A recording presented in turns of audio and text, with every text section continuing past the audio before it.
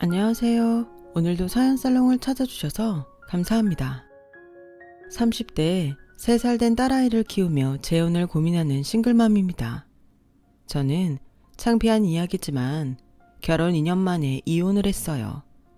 요즘 세상엔 이혼이 무슨 흠이냐고 말하는 사람들도 많지만 당사자인 저는 그래도 이혼 얘기를 할 때면 어쩔 수 없이 작아지는 것 같은데 아마도 그건 실패한 저의 결혼 때문에 저희 부모님이 마음의 상처를 많이 받으셨기 때문인 것 같아요. 저는 평소에도 사연살롱의 애청자예요. 그렇다 보니 사연 중에서 부모님이 반대한 결혼을 했다가 후회한다는 이야기를 들을 때면 꼭 제 얘기를 하는 것 같아 뜨끔하곤 했는데 저 역시 부모님이 반대하던 결혼을 밀어붙였다가 인생의 가장 큰 후회를 한 사람입니다. 하지만 이혼은 제가 인생을 살면서 가장 잘한 일이라고 할 수 있고 지금은 한때 잘못된 선택으로 망가졌던 인생을 바로잡고 열심히 살아가려 하는데 이런 제 이야기를 한번 써보면 어떨까 하는 생각이 들었습니다. 저의 어린 시절 이야기를 조금만 해볼게요. 저는 꽤 부유한 집의 막내딸로 태어났어요. 제 위로는 8살 많은 언니가 있는데 부모님이 맞벌이를 하고 계셔서 반은 언니가 키웠다고 해도 과언이 아닐 정도였어요. 그렇다고 저희 언니가 성격이 착하고 마음이 악한 타입은 아니었어요. 그저 언니로서 자기 할 도리를 할 뿐이었죠. 저희 부모님은 두 분 다 대기업에서 만나 결혼을 하셨어요. 그리고 결혼 후에도 두 분이 모두 계속 같은 직장을 다니셨는데 두 분이 능력이 있으시다 보니 저는 경제적으로 꽤 여유 있는 생활을 하며 잘할 수 있었어요. 하지만 세상은 공평한 것이 맞는지 다른 친구들은 경제적으로 여유 있는 저를 부러워했지만 정작 저는 가정주부인 엄마를 둔 친구들을 가장 부러워했고 주말이면 각자 바쁘다고 회사에 가거나 집에서 일하는 부모님이기에 변변한 외식이나 여행을 가지도 못했어요. 그러니 그만큼 가족이라는 울타리 안에서 추억은 거의 없었어요. 그렇다 보니 유독 사람을 좋아했던 저는 부모님이 미안한 마음으로 그 어떤 좋은 것을 사줘도 별로 기쁘지도 않았었죠. 선물로 자신들의 마음을 대신한 부모님은 그런 제 마음을 헤아릴 시간도 없는 듯 계속 바쁘게만 사셨어요. 그러니 저는 자연스레 부모님이 아닌 친구를 더 좋아했고 어른이 되어서는 남자친구를 부모님 이상으로 의지하며 함께하고 싶어 했는데 그때 만난 남자가 바로 전 남편이었어요. 저는 재수 끝에 서울에 있는 4년대 대학을 아슬아슬하게 턱걸이로 입학했어요. 취업도 바로 되지 않아 이력서를 거짓말 조금 보태서 100통 가까이 썼는데 그때까지도 부모님의 용돈을 받았었던 탓인지 혼자 알아서 척척하는 언니와 다르게 저는 남들보다는 홀로서기가 늦은 편이었어요. 저는 성인이 되고도 스스로 어떻게 살아야 좋을지, 무엇을 하고 싶은지조차 생각을 못했고 어디서 그러던데 생각하지 않고 살면 사는 대로 생각한다고 제가 그때 딱 그랬던 것 같아요. 물론 지금은 너무나도 후회해요. 그 좋은 나이와 감사해야 할 가정 환경이었는데 저는 왜 그때 그걸 알지 못했는지 지금 생각해도 안타깝기만 한데 그렇게 어렵게 취직에 성공한 회사에서 저는 남편을 만나게 되었죠. 뭐든 느리고 서툴렀던 저에게 남편은 사수로서 답답했을 텐데 괜찮다고 몇 번이고 같은 설명을 해주고 또 해줬는데요.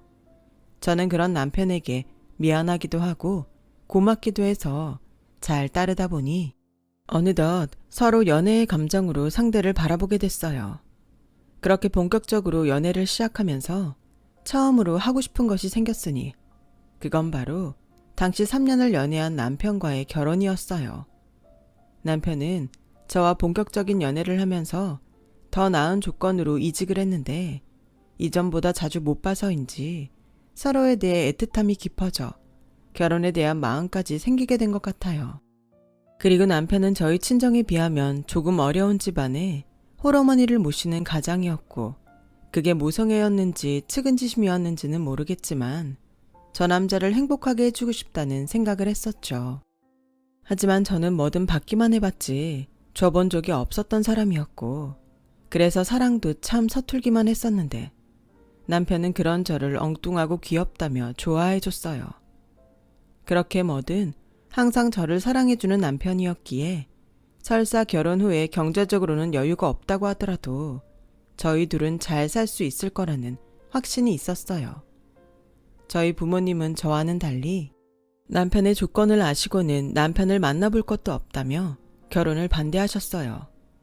예상은 했지만 그래도 막상 반대가 현실로 다가오니 저는 마치 제가 줄리엣이라도 되는 듯 부모님에게 핏대까지 세우며 반대해도 결혼하겠다고 고집을 부렸는데요. 아마도 그게 제가 저희 부모님에게 가장 큰 반항이었던 것 같아요. 엄마 아빠는 사람을 만나보지도 않고 무조건 반대만 하는 거야? 조건이 대수야? 중요한 건 사람 아니냐고. 나 우리 오빠 정말 사랑해. 엄마 아빠 반대해도 나는 결혼할 거야. 사랑? 그래, 사랑 좋지. 근데 사람들이 조건을 왜 따지겠어? 엄마 아빠는 너 고생할까봐 그러는 거야 이거사. 세상에 자기 딸 고생할 거 뻔히 알면서 결혼하라고 허락하는 부모가 세상 천지 어딨어. 그래, 그건 네 엄마 말이 맞다. 네가 어릴 때부터 고생이라고는 모르고 자라는데 홀 시어머니를 감당할 수 있겠어? 아, 어떻게 된 게? 똑같이 내 배로 나왔는데 너는 네 언니랑 이렇게 다르니? 하나는 너무 정없이 계산만 해서 걱정이고 하나는 정이 약해서 고생할 게 뻔한데 사랑 타령이나 하고 있으니 내가 정말 속이 터진다. 둘이 반반씩 섞으면 얼마나 좋아. 아무튼 엄마는 허락해 줄 수 없으니까 정 못 튀어지겠음 그냥 연애만 해. 은정아, 아빠는 우리 딸이 빨리 결혼하는 것보다 좋은 사람을 만나서 사랑받으면서 편하게 살았으면 좋겠다. 아빠도 당장 헤어지라는 소리는 안 할게. 대신 너도 감정적으로 생각하지 말고 현실적으로 고민해봐. 네가 아직 남자를 잘 몰라서 그래. 사랑이란 게 이미 감성적인데 뭘 어떻게 현실적으로 고민을 해? 그리고 엄마 아빠 말은 그렇게 해도 언니가 조건만 보고 결혼한다고 했을 때 딱히 말리지도 않았잖아. 그럼 사랑은 뒷전이고 조건 맞는 남자랑 결혼하면 그건 행복한 거야? 네 언니가 좋다고 하잖아. 지금도 행복하다고 하잖아. 나도 우리 오빠랑 결혼하면 행복해. 아마 언니보다 더 행복할걸? 가만 보면 엄마 아빠는 똑같이 위선자야. 됐고 둘 다 허락해주지 않아도 나는 이미 결정했으니까 그런 줄 알아요. 저는 그렇게 부모님의 반대에도 불구하고 뜻을 굽히지 않았어요. 그때는 저희 부모님의 마음을 헤아릴 생각은 전혀 하지 못했고 그저 조건만 따지는 사람들이라며 위선자라는 말까지 하게 됐는데 지금 생각하니 제가 못된 딸이었네요. 하지만 그때는 무조건 제가 맞다고 생각했어요. 그리고 남편 역시 저희 집에서 반대한다는 사실을 알았지만 헤어지자는 소리는 하지 않았는데 그때 저는 남편도 저를 너무 사랑하기에 포기할 수 없어 그런다고 생각했지만 그건 저만의 착각이었죠. 애석하게도 저는 그걸 늦게 깨달았고 그대로 콩깍지가 단단히 씌어 부모님 허락 없이도 결혼 준비를 시작했는데요. 신혼집은 저희 둘의 형편에 맞춰서 풀옵션 방 1개가 딸린 월세 오피스텔을 구했어요. 그러자 당신들 생각과 무관하게 제가 신혼집 계약도 끝내버리니 결국 저희 부모님은 천룡까지도 끊겠다며 더욱 거세게 반대를 하셨는데 참 철이 없던 저였는지 부모님의 그런 반대가 별로 심각하게 느껴지지 않았어요. 오히려 그때는 어차피 결혼하면 부모님이 아닌 남편과 살 텐데 지금 당장 천륜이 끊어진다 해도 저는 혼자가 아닌 남편과 함께니 괜찮다는 생각이 들더라고요. 어릴 때부터 일 때문에 저에게 신경도 쓰지 못했던 사람들이 제가 원해서 하겠다는 결혼을 반대하는 게 이해가 가지 않았어요. 그렇게 저는 친정 부모님과 벽을 쌓으며 남편과 결혼을 했죠. 끝끝내 저희 부모님은 저의 결혼식에도 오지 않았는데요. 첫 시작이 남복이 창피했다며 시어머니는 어떻게 부모가 자기 결혼식에도 오지 않냐며 너무하다고 그 화살을 저에게 돌리셨어요. 내가 정말 너 때문에 창피해서 대인관계를 다 끊든가 해야지. 내 주변에서 니네 부모님 때문에 말이 얼마나 많은지 아니? 정말 니네 부모님 해도 너무해. 사람들이 잘 살고 좋은 직장 다니면 다야. 그런 인성을 가진 부모 밑에서 자랐으니 너는 오죽할까? 나는 뭐 네가 너무 좋아서 아무 말 안 했는 줄 알아? 그냥 내 아들이 좋다고 하니까 그거 하나 때문에 아무것도 안 보고 널 며느리로 받은 건데 내 아들만 불쌍하지. 그런 집구석 딸이 뭐가 좋다고? 꼴도 보기 싫으니까 너 당장 네 집으로 가. 그리고 당분간은 여기 오지도 마라. 어머니, 죄송해요. 제가 저희 부모님이랑 잘 마무리 짓고 결혼했어야 했는데 그러면 시간도 길어지고 서준 씨 상처받을까봐 그냥 밀어붙였어요. 제가 생각이 짧았어요. 내가 참 가만히 있어도 열이 뻗쳐. 아니, 지네들이 뭐라고 내 아들을 반대해? 아무튼 너는 앞으로 시집살이 각오하는 게 좋을 거야. 나도 한다면 하는 사람이라고. 시어머니는 마치 저희 부모님에게 복수라도 하겠다는 식으로 그런 선전포고를 하셨어요. 그리고 그 뒤로는 정말 저에겐 애정이라는 걸 한 번도 주신 적이 없었는데 처음엔 저도 겁나고 저희 부모님 원망도 했었지만 무슨 마음이었는지 저에겐 남편이 있으니 다른 건 견딜 수 있다고 생각했어요. 그만큼 저는 남편을 많이 사랑했고 남편 역시 저와 똑같다고 생각하며 행복한 신혼생활을 이어가던 중 계획하지 않았지만 저희에게 딸이 찾아왔어요.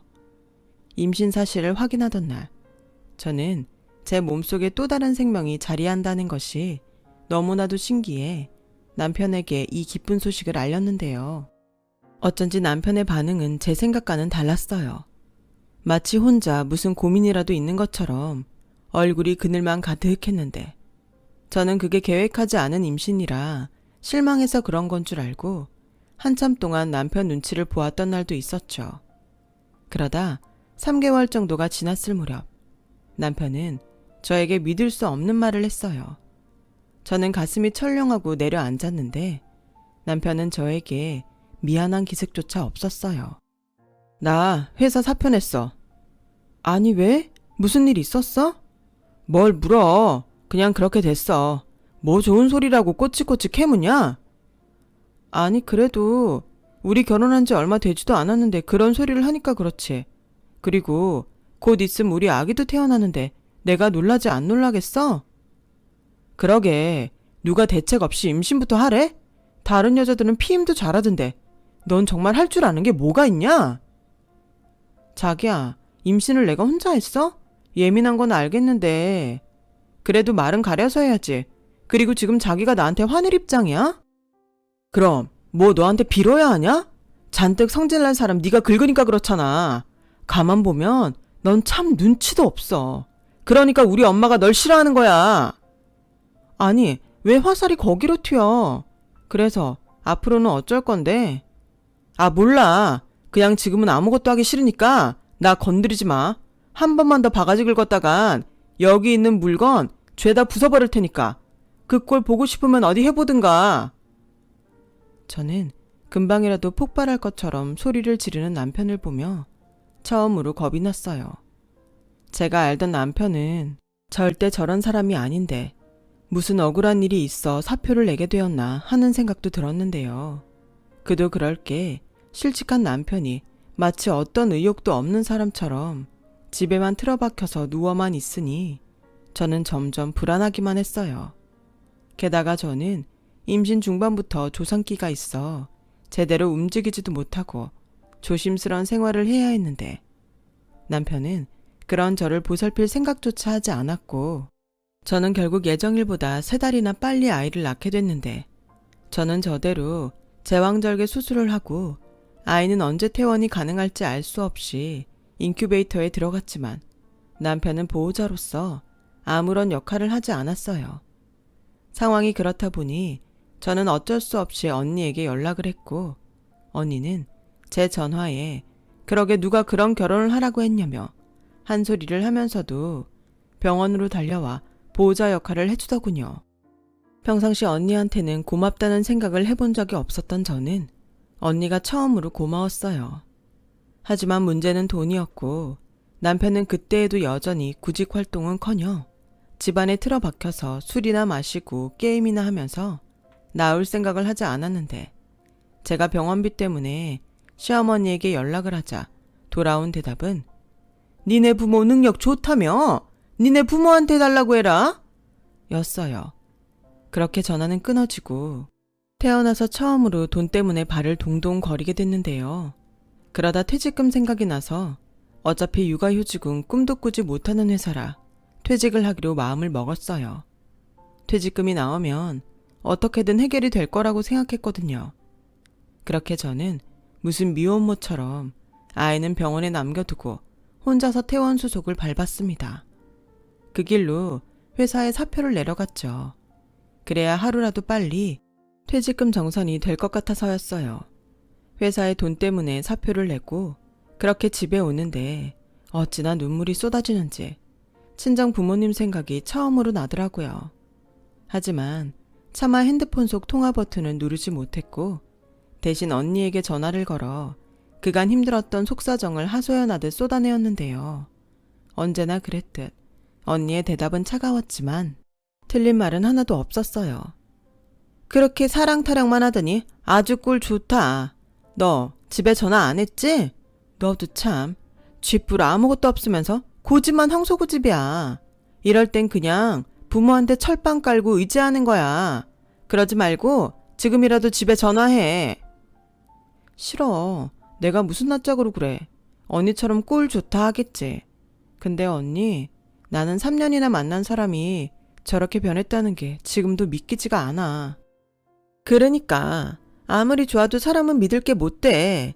사람은 상황에 따라 변하는 거야. 어떤 상황에서도 한결같은 사람? 그건 드라마에서나 나오는 거라고. 저는 언니의 말에 동감했어요.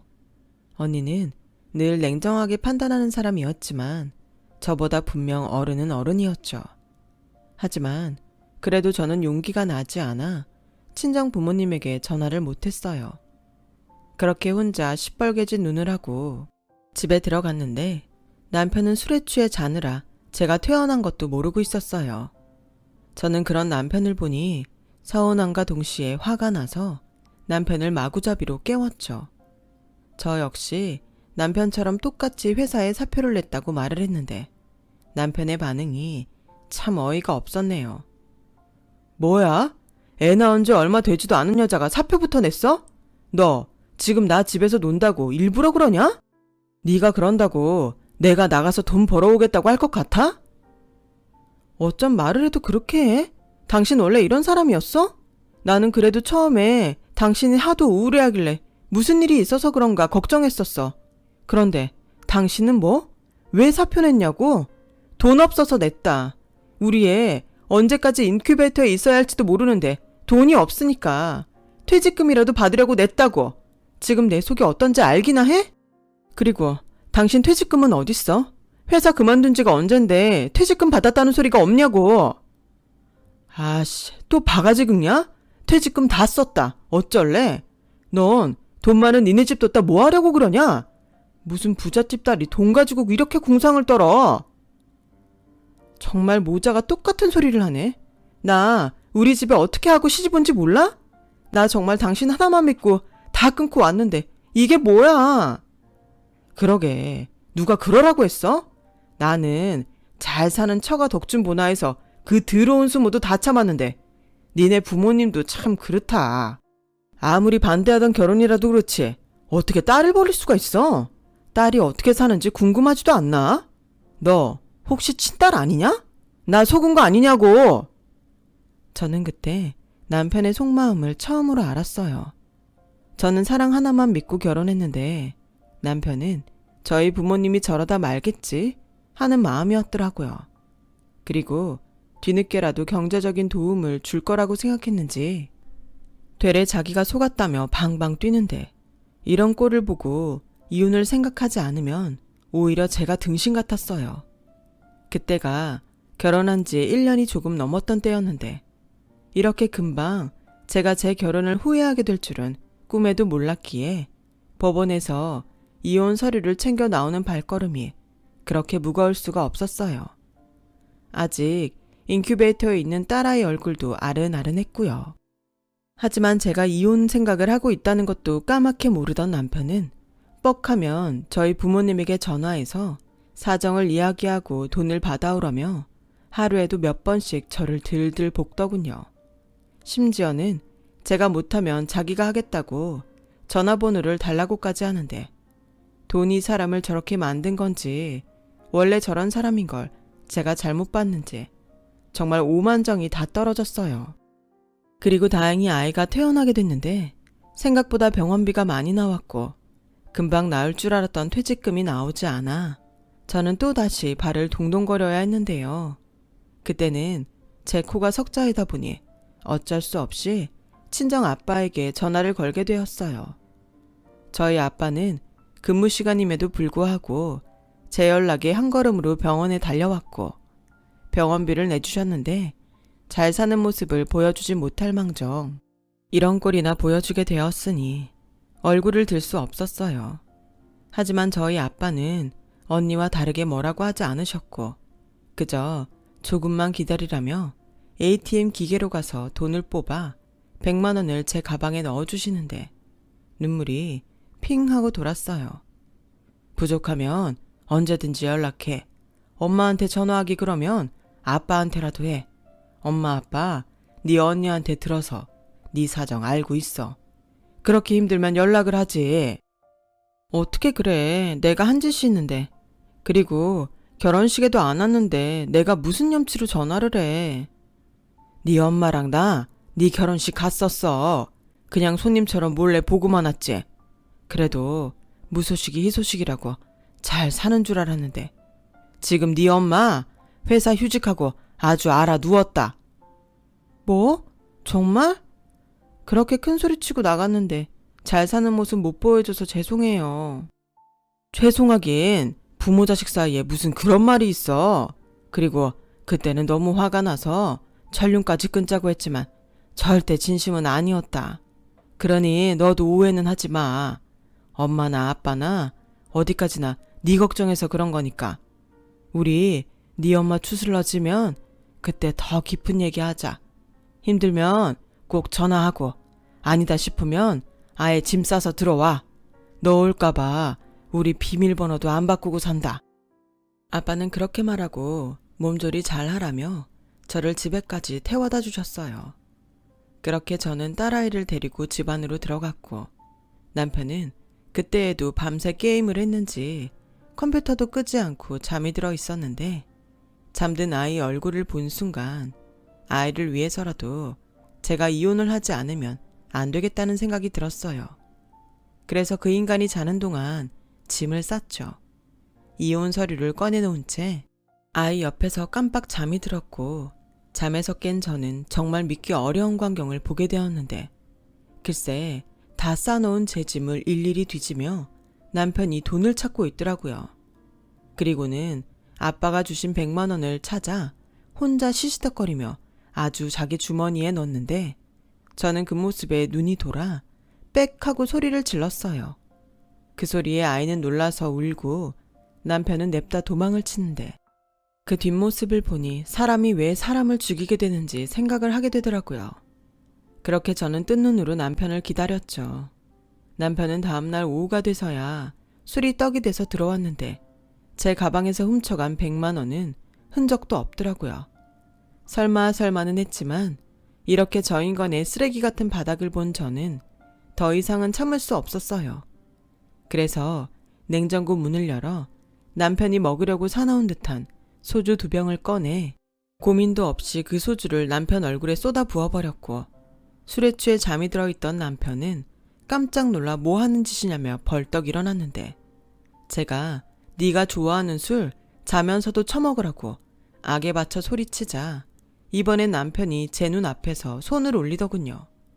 저는 남편의 손이 저에게 닿기 전에 남편의 그곳을 사정없이 발로 걷어차버렸어요. 그러자 남편은 숨이 넘어갈 듯 바닥을 대굴대굴 굴렀고 사태가 심각해지자 이웃의 신고로 경찰까지 집에 오게 되었는데 이미 둘 다 이성을 잃고 있었기에 저희는 경찰서까지 가게 되었어요. 그리고 양가 부모님이 경찰서에서 처음 만나게 되었어요. 저 때문에 알아 누웠다는 엄마는 두 눈에 살기를 띠며 달려오다시피 하셨고 그대로 사정없이 남편의 뺨을 갈겨버렸는데 남편은 그때도 여전히 자기가 뭘 잘못했는지 모르는 눈치였어요. 야, 사내 자식이 능력이 없으면 인격이라도 갖춰야지. 감히 내 딸을 이런 데 나오게 해? 그러고도 네가 가장이야? 누가 보면 모정이 넘치는 줄 알겠네. 그러는 장모님은 딸도 버리셨잖아요. 왜 이제 와서 혼자 오바하세요? 지금 보는 사람 많다고 쇼하시는 거예요? 너 이 자식 지금 뭐라 그랬어? 그러는 너는 직장도 때려쳤으면서 지 와이프를 출산하는데 뭐 했냐? 그러고도 네가 남편이고 애비야? 적어도 자기 새끼 병원비는 벌어야지. 한심하기는. 아빠가 준 돈 이놈이 들고 튀었어. 당장 우리 애기 기저귀도 사야 하고 분유도 사야 하는데. 뭐야 지금. 그러니까 나 하나 속이고 너 니네 식구랑 연락하고 지냈던 거야? 야, 너 진짜 무서운 여자였구나. 왜? 내가 돈 달라고 할까봐 무서워서 속였냐? 순간 저희 아빠는 화를 참지 못하고 남편의 멱살을 잡았어요. 그러자 뒤늦게 연락을 받고 온 시어머니가 그 모습을 보고 난리가 났는데 자기가 들고 온 핸드백으로 저희 아빠 등을 마구잡이로 치시더라고요. 저와 엄마는 그런 시어머니를 말렸고 힘이 얼마나 센지 경찰들까지 들러붙어 사태를 진정시키는데 제 평생 그런 난리는 처음이었어요. 그리고 시어머니는 그때까지도 분을 이기지 못해 씩씩거리며 이 모든 건 저희 부모님과 제가 자기 아들이랑 엮여서 이렇게 된 거라며 생떼를 부리기 시작했는데 그 말이 참 기가 막혔죠. 내가 언제고 그쪽들 낯짝 한번 보러 가자고 할 판이었네요. 왜 내 아들만 잡습니까? 나도 그쪽 딸 마음에 안 들어요. 뭐 하나 제대로 하는 것도 없고 치서방 마음 하나 잡지 못해서 잘 다니던 회사도 그만두게 했는데 나라고 내 아들 신세 망치는 저런 애가 좋겠습니까? 지금 말 다 했어요? 그렇게 싫으셨으면 반대를 하셨어야죠. 저는 허락해놓고 이러시는 게 더 악질이죠. 그리고 아무리 밑바닥이라도 어떻게 자기 와이프 돈을 훔치나요? 자식 교육을 어떻게 하셨길래 손버릇이 저 모양입니까? 아니, 부부 사이에 니 거 내 거가 어딨나요? 부부는 원래 한 주머니죠. 가만 보니까 댁내 딸이 말본새가 지 엄마를 닮았네. 그래요. 딸이 엄마 닮는 거 당연하죠. 근데 그쪽 아들도 염치 없고 억지 쓰는 게 딱 그쪽 닮았네요. 더 말할 필요도 없고 당장 애들 이혼시키죠. 그래요. 바라던 바예요. 그리고 내 아들 신세 망쳐놨으니 그거에 따른 보상은 꼭 해야 합니다. 저는 그러기 전엔 이혼에 찬성할 순 없어요. 누가 누구 신세를 망쳐요? 저는 제 딸 신세가 더 망한 듯 싶습니다. 그럼 소송으로 한번 해보시죠. 일도 때려치고 집에서 술이나 퍼먹으면서 자기 새끼 낳으러 병원 간 와이프 챙기지 않고 돈이나 훔치는 저놈이 유책 사유가 있는지 없는지 어디 한번 따져보자고요. 그렇게 저는 부모님의 도움으로 이혼 소송을 진행했어요. 나중엔 자기가 불리할 것을 안 남편이 좋게 합의 이혼을 하자고 저를 회유했지만 이미 저희 부모님은 물러설 생각이 없으셨죠. 그 결과 남편이 유책 배우자로 인정되어 위자료는 물론이고 아이 양육비까지 저에게 지급하라는 결론으로 이혼이 성사됐는데 남편은 재산도 없고 벌이가 없어 그 어떤 돈도 줄 수 없다며 이를 이행하지 않더니 어느 날부터는 쥐두새도 모르게 잠수를 타버렸어요. 시어머니까지도요. 이런 인간을 저는 제 가족도 버리며 선택했다니 지금 생각해도 저희 부모님에게 너무 죄송하기만 해요. 그 뒤에도 아이가 너무 어려서 저는 부모님의 신세를 계속 지고 살았고 부모님은 손녀가 있어 집안이 밝아졌다며 오히려 좋다고 하셨는데 철이 들어서인지 저는 마냥 죄송하기만 했네요. 그렇게 딸아이가 2돌을 맞았어요. 아이도 어느 정도 자라서 어린이집에 갈 수 있게 되었으니 이젠 슬슬 다시 직장을 다닐 생각을 하고 있었는데 저희 언니가 아이 키우면서 안정적인 일은 역시 공무원밖에는 없다며 문제집을 하나를 안고 저를 찾아왔어요. 이 나이에 다시 공부를 하라고? 네 나이가 어때서? 그리고 공부에 왜 나이를 따져? 그래도 내가 잘할 수 있을까? 무조건 해. 죽기 살기로 해. 그럼 안 되는 거 없어. 네 딸을 생각해야지. 그리고 최고의 복수는 네가 잘 사는 거야. 그건 나도 아는데. 알았어, 언니. 나 이번엔 진짜 열심히 해볼게. 언니 말대로 죽기 살기로 해볼게. 저는 그 후 태어나 처음으로 공부에 열을 올리며 공무원 시험을 준비했고, 그러는 중 엄마의 하나뿐인 혈육인 이모가 고질적인 허리 디스크 수술을 더는 미루지 못해 병원에 입원하게 되셨는데, 저는 그런 이모의 부탁으로 이모가 운영하시는 뼈다귀 해장국집 일을 돕게 됐어요. 엄마는 괜히 공부하는 애 시간 뺏는다며 하지 말라고 말리기도 했는데요. 이모가 아르바이트비도 준다고 하고 또 부탁도 하니 바쁜 아침 시간과 점심 시간을 돕기로 했죠. 그렇게 일을 도운 지 일주일이 되어갈 무렵 두 번 다시 만나고 싶지 않던 전남편과 시어머니를 이모의 가게에서 만나게 되었어요. 워낙 아침 일찍 문을 여는 식당이라 아침 식사하러 많이들 오시거든요. 그래서 아침이면 점심 장사만큼 식당이 바빴는데 남편과 시어머니도 아침을 먹으러 온 듯했고, 저는 정신이 없어 그들을 알아보지 못했는데 남편이 먼저 식당에서 음식 서빙을 하는 저를 알아봤고 비웃으며 저에게 다가와 이렇게 말했어요. 그렇게 잘난 척 바가지를 긁더니 기껏 하는 일이 음식 서빙이냐? 왜? 니네 잘난 부모가 이번에는 돈을 안 줬나 보지? 엄마, 여기 재수 없으니까 다른 데 가서 먹어요. 그래, 나도 재 보니까 입맛이 뚝 떨어진다. 그렇게 잘난 척하더니 고작 이런 구질구질한 식당에서 허드렛 일이나 하고 이혼 아주 잘했네. 할 말 다 하셨으면 이만 나가주실래요? 다른 분들 식사하는데 방해되니까요. 그리고 제가 어떤 일을 하든 그쪽들이 무슨 상관이죠?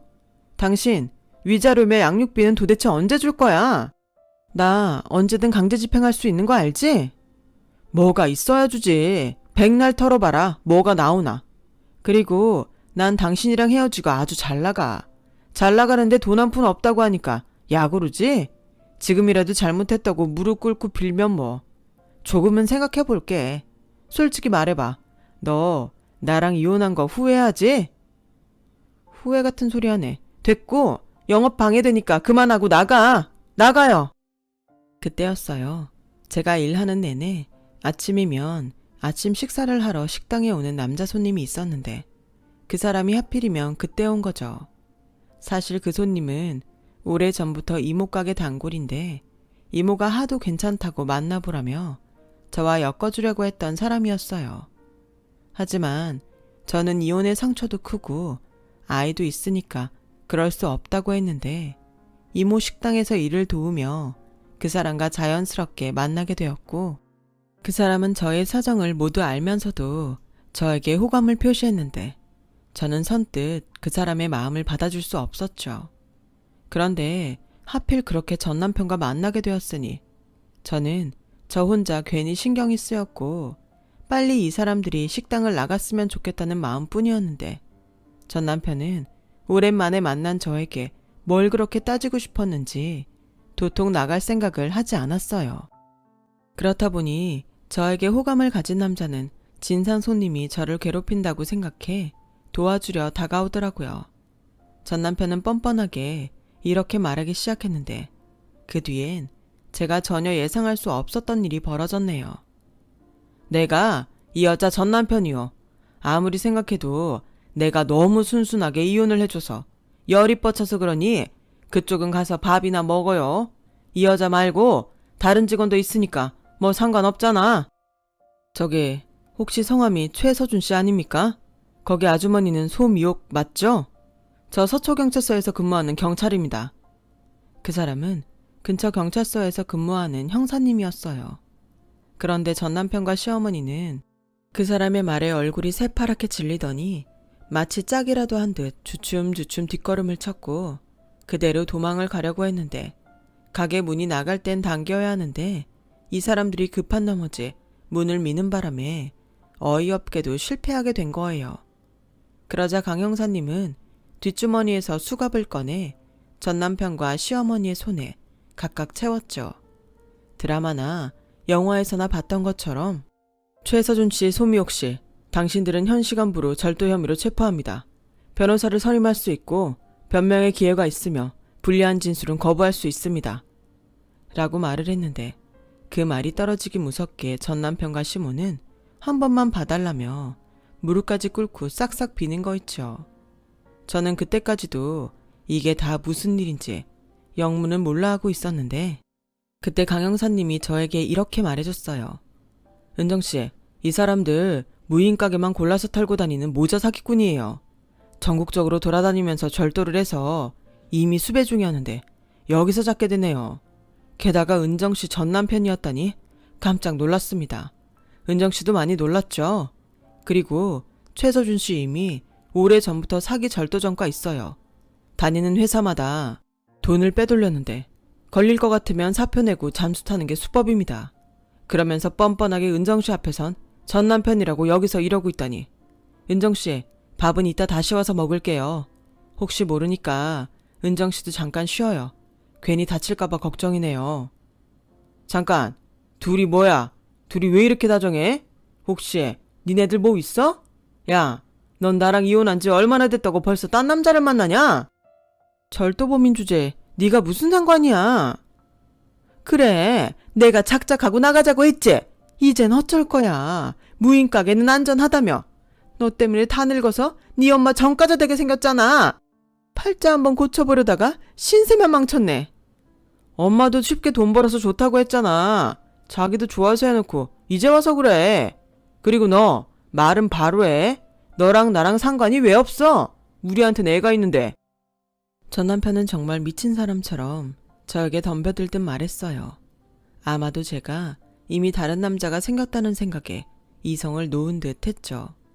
그 순간 전 남편의 얼굴에 형사님의 주먹이 날아갔고 이번에는 경찰이 자기를 때린다며 또 진상을 부리기 시작하더군요. 강 형사님은 그들을 끌고 식당 밖으로 나갔어요. 그 뒤 충격 때문인지 손이 부들부들 떨려 일을 할 수 없었는데요. 같이 일하던 주방 이모가 저에게 오늘은 이만 집에 가보라고 배려해 주셨고 저는 잠깐만 쉬었다가 이따 점심때 다시 오겠다고 하고 가게 밖을 나오는데 마치 꿈을 꾼 것처럼 정신이 하나도 없었어요. 물론 이젠 암이 된 사람이라 크게 상관도 없지만 그런 사람이라는 걸 전혀 모르고 아이까지 낳았다니 순간 아찔하기까지 했는데 집에 돌아와 벽에 걸려있는 딸아이 사진을 보니 오히려 아무것도 모를 때 이혼을 한 것이 천만다행이라는 생각이 들었네요. 그 후 강 형사님에게 전 남편과 시어머니는 법적인 처벌을 받을 거라는 얘기를 듣게 되었고 다른 친척에게 은닉한 재산이 있다는 것도 알게 되어 저는 곧바로 위자료 및 밀린 양육비 청구 소송을 진행했어요. 그리고 소송이 끝나갈 무렵 강 형사님에게 이제는 저와 정식으로 만나고 싶다는 고백까지 받게 되었는데 솔직히 그때는 사람에게 받은 상처가 너무 깊어서 망설였어요. 또 다시 상처받는 것이 두려웠거든요. 그렇게 제가 망설이자 자기는 언제까지 기다릴 수 있다며 절대 부담 주지 않겠다고 하더라고요.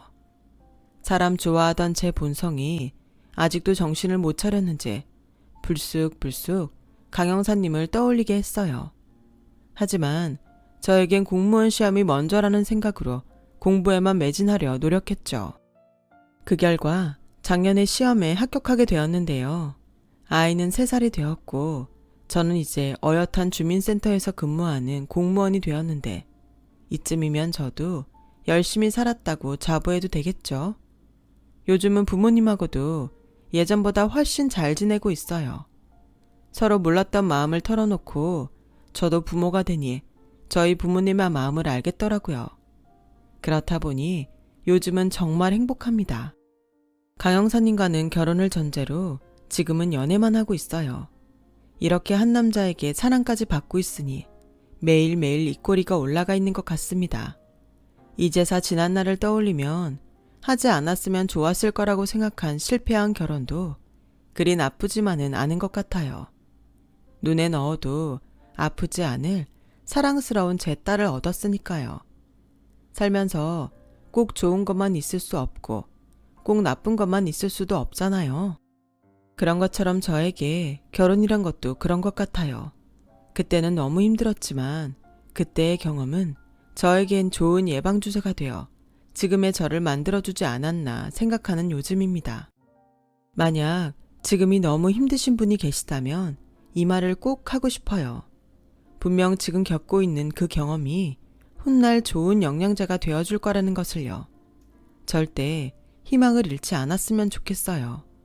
해가 지면 또 해가 뜨듯 우리는 또다시 행복할 수 있으니까요. 지금까지 길었던 저의 이야기 들어주셔서 고맙습니다. 항상 건강하시고 행복하세요. 여러분, 사연 댓글에 응원과 현명한 조언 부탁드려요. 좋아요와 구독은 저에게 큰 힘이 됩니다. 오늘도 좋은 일 가득하세요.